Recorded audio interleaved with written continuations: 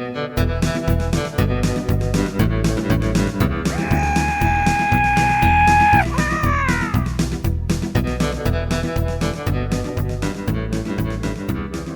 one we want to talk about today is from an article by Sergio. I don't know if he personally interviewed Julian, but he definitely has some comments from him regarding his views on fracking and energy. And I think he gave a date of 2035, and he wanted hydraulic fracturing to be phased out as a part of a climate plan to get all of its power from renewables by 2035. So interesting article there, and we just wanted to kind of break this down a little bit and talk about it, because this seems to be a huge push on the Democratic platform, and this is actually one of the more moderate views. I mean, surprisingly, this is the more conservative side of the Democratic Party, actually. Well, Josh, when you're in the psych ward, and you're the least crazy, you haven't actually accomplished a lot, and so we got to put it in perspective here. But you are right; it is actually somewhat more realistic compared to the lunacy that we've seen from some of the Democrats. And before we get into this, let's just remind the listeners that Ryan likes to say, I literally hate them all. So if you want me to get on your candidate, please send me something. I will be happy to mock him or her and their idiots. Idiot. What, I'm not even smart to say the word there. So there we go. They can mock me as well. They're stupid plans. Josh, here's the thing with this. When I went to his website, and we'll link to it for the millions and millions to go read for themselves. He actually starts off with a very valid point, and he's saying that weather-related damages to homes and businesses shrinks the economy. And from an economic standpoint, he is right that when there's a flood, when there's a hurricane, when there's a storm, it actually hurts the economy. So he actually has a very, very, very, very, very basic understanding of the economy, and you can see that by his opening statement. The problem is he is a complete idiot in everything else he says. And here's how I'd like to frame this. And I didn't get this idea. This isn't something that I've thought of. I heard other people say this. I'm kind of repeating this point. He says, and I quote, "The crisis is the greatest existential threat to our future, but we have the power to mobilize the greatness of America." So let's just break that down, Josh. I need your help here. Let's just say that today you go to the doctor, and the doctor says, "Mr. Shelton," and the article references a 12-year time period, so we'll say that, "Mr. Shelton, you have 12 years to live." Not only do you have 12 years to live, the disease that you have will not only kill you, it will spread to your children, and your children aren't old enough for in 12 years to have grandchildren. But if they were, the grandchildren. So in 12 years, theoretically, you and all your descendants would be dead because of this disease, something like the plague maybe, that you have. Would that be the main concern of everything that you concern yourself with the next 12 years, or would it be the second, the third, the fourth, the 10th, lower on the total poll? Where would that rank for you, Josh? It would be the only thing that would be on my radar, essentially. I mean, yeah, Right. that What else would matter? right. Raising the taxes, lowering the taxes, trade deals with China, military-industrial complex, none of that would matter if 12 years is all you have. And this is what this lunatic is saying, that he has 12 years. He doesn't believe that. And that's my frustration, because if you believe that 12 years is all we have, you would be podcasting, you would be videoing, you'd be YouTubing, you wouldn't be flying around the country, you wouldn't be asking reporters to come to see you because you're using fossil fuels. You wouldn't do any of that. So you, sir, are a fraud like the rest of y'all. And I'm sick of this, Josh. It really is. If we want to say we want to use renewables, I'm not anti-renewable. Go for it. But quit telling me the world's going to end in 10 years.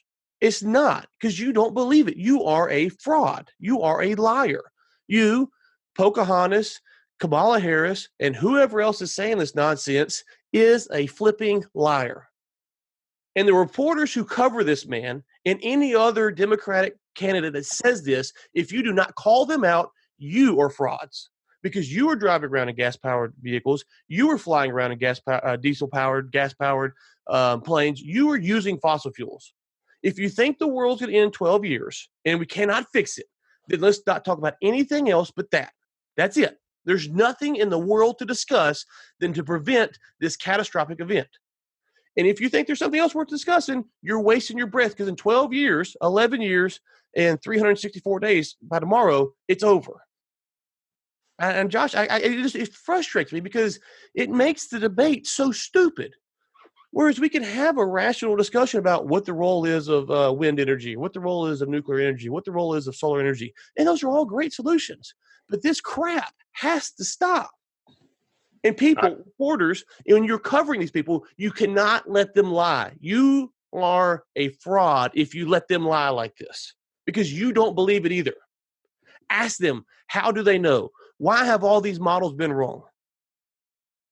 And I don't care if you're a Republican. I don't care if you're a Democrat. I don't care who the hell you are. If you're going out there and saying this nonsense, you need to be called on it. Be consistent. I think we talked about this either online or on the show. If you really believe this, why are you not just Skyping like we are right now? Why don't you Skype all the presidential meetings? Why don't you Skype all your news conference calls? Why don't you just Skype everything? Because you don't want anyone to travel, because you're trying to minimize the impact on the environment. But you're not doing that. Are you, Josh? They're not, I mean, not you, but that's not what they're doing, is it? No, and that's one of the hilarious things about some of these presidential debates when they go on stage and they spend 30 minutes debating all these topics, and they get to climate, and then they say things like, in 10 years the world's going to end. If we have 10 years, it's like, well, what the heck was that 30 minutes we just wasted there? I mean, why are we talking about taxes and healthcare and all this? I mean, why do we want to ensure that people have health care for the next 10 years until the species goes extinct? And I think it's a great point, and I think the fact that they don't believe it's clear, because if they did, then it wouldn't be ranking number 4 or number 10 on their important issues. It would be number 1, and there wouldn't even be any room for anything else. Exactly. If tomorrow we wake up and North Korea has a nuclear missile fired at our shore, at the western shore over California, there will not be talk of anything other than that missile. And I don't know how long it takes to get there, but can we stop it? Did we stop it? Whatever. That would be all the news would talk about, because we are looking at global World War III. If the Russians declared war on us, that's all anyone would talk about, because it would be such a big threat. We would realize this is what's happening. And those are small by comparison. Right.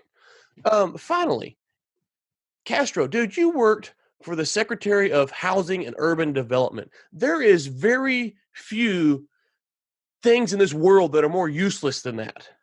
I mean, I'm trying to think here. You've got maybe the Department of Education. Oh gosh, the IRS, the Federal Reserve. Indian Affairs. Yeah. I mean, you are the Secretary of HUD. Dude, don't lecture us on what's important or not. You have wasted more of our tax dollars than most people will in their lifetime. Final few things here, Josh. We will link to this because we want the listeners to listen to it, to go read it. Just read through this and go, as Josh and I pointed out, well, okay, A, if it is such a big deal, why are you talking about anything else? We need to be screaming this from the mountaintops. B, this is a quote, together we will direct $10 trillion in federal, state, and local and private investments over the next decade to create 10 million good-paying jobs, transition away from fossil fuels, build a 100% clean energy economy, and lead the world of the 21st century. 10 trillion. Where is that 10 trillion coming from, Josh? I mean, I'm not very smart. Where's that 10 trillion coming from? Your wallet. My wallet. That's right. So you are not only an idiot, you're a thief, and you're going to use the gun to point it at me and take my money for your crap that you don't believe. I have zero respect for you as a man, as a person, and any other person of power who will use the sword to promulgate this nonsense.